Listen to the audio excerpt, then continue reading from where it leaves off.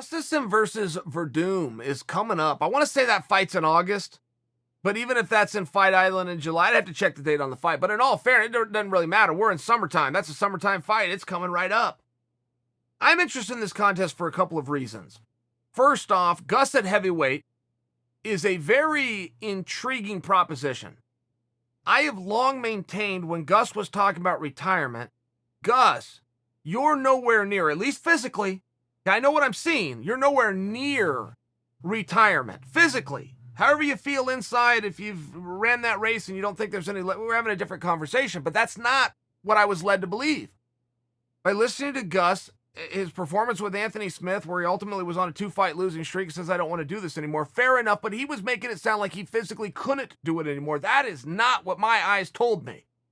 That is not what those two opponents, John Jones or Anthony Smith, feel of Gus. They didn't support that decision. Man, what are you talking about? Great fighter. We're great fighters too. Somebody's going to win. And that's how I saw it.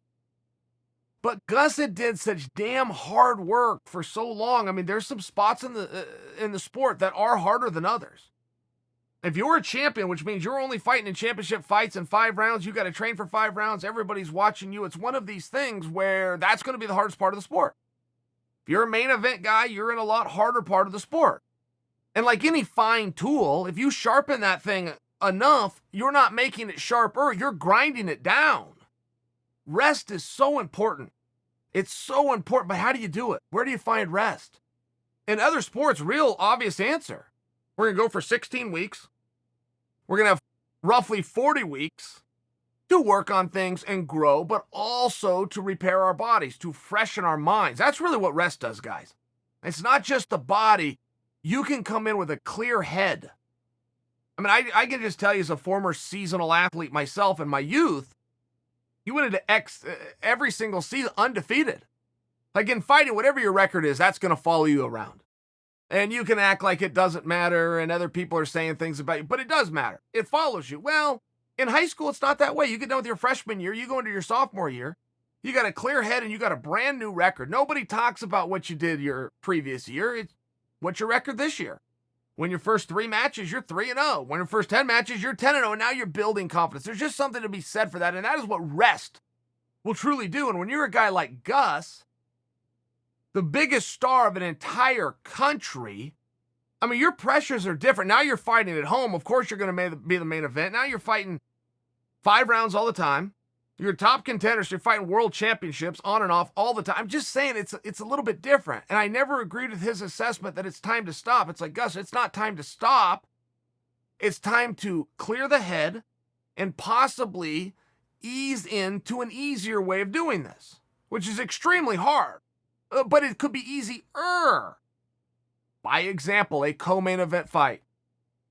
Same rules, same weight class, just as hard a competition, but a 15-minute proposition as opposed to a 25-minute proposition.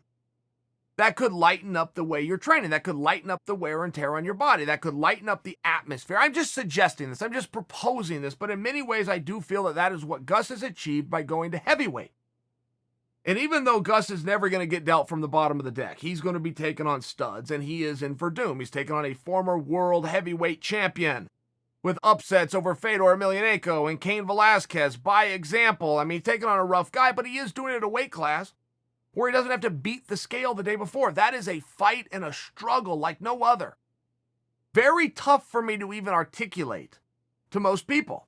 There are not very many jobs, if any, that I could think of that you have to make a certain weight before you're allowed to go to work. It's just a very rare thing. The wear and tear on the body. Don't forget, what's Gus stand, 6'4"? Tallest light heavyweight of all time. I got to think he's having a hard time getting down to 205 pounds. I used to fight at 205 pounds myself. I did fights at heavyweight myself. I've never been face-to-face with Gus and not looked at him and thought, man, you are one big man. So he gets to get that off of him. I feel like I'm getting my wish. My wish that Gus goes out and actually finds a way to enjoy the sport. And not having to beat that scale is a great way to do it. Now, Gus came out and he made a statement. He said, I used to spar with Werdum. Or I apologize. He said, I sparred with Werdum one time. He then said, and I got the best of that sparring session. Now, for anybody that's going to say, and I imagine that would be everybody. Well, but that's sparring, and Werdum's holding back. First off, that part you would actually be wrong. Werdum spars hard. Werdum's favorite sparring partner is Wanderlei Silva because Wanderlei spars hard. These two love to work out with each other because they could just put the gloves on and go fight until the clock went ding. So if you go spar with Werdum and you get the jump on Werdum, you probably had something for that moment in time that was more than Werdum offered in that moment in time. But you do have to focus on that statement, which is, that was a moment in time. How long did they spar together? At an absolute maximum, if they only went one day, they did 3 rounds at a maximum. Most likely, it was rotating partners with each round, and they went with each other for 1 round, which means 5 minutes. So there's a lot of things that could happen within those 5 minutes. There just is. Werdum could be feeling out. He could be working on a new technique, whether he's going very hard as he's known to do or not. He's still feeling and learning. Or it wasn't. Werdum tried to beat you. You tried to beat him. You got the jump on Werdum, and then he learned from it. As much as Gus is remembering that workout, so is Fabricio.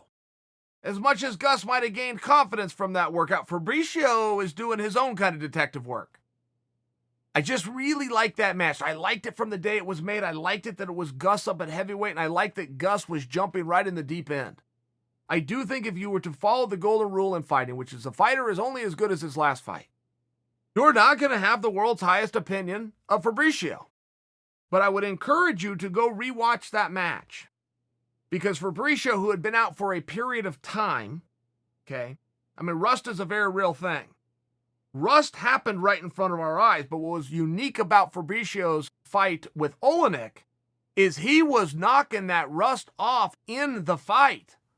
He had a very slow first round. He did not have a slow second round, and he was red hot by the third. So if you want to go judge him on the outcome of that fight, you go right ahead, but you're going to be missing what you're going to be seeing the next time Werdum fights.